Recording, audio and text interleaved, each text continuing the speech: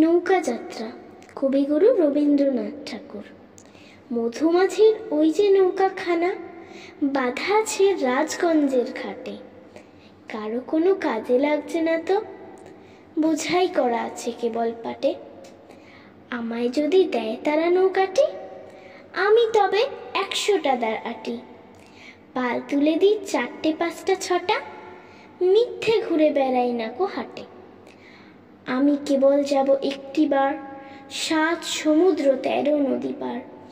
তখন তুমি কেঁদো না মা জানো, বসে বসে একলা ঘরের কোণে। আমি তোমা যাচ্ছি না কো চলে, রামের মতো 14 বছর বনে। আমি যাব রাজপুত্র হয়ে, নৌকা ভরা সোনা মানিক বয়ে। আশুকে আর শ্যামকে নেব সাথে, আমরা শুধু যাব মা 3 জনে। আমি কেবল যাব একটিবার, 7 সমুদ্র 13 নদী পার। ভোরের বেলা দেব নৌকা ছেড়ে, দেখতে দেখতে কোথায় যাব ভেসে।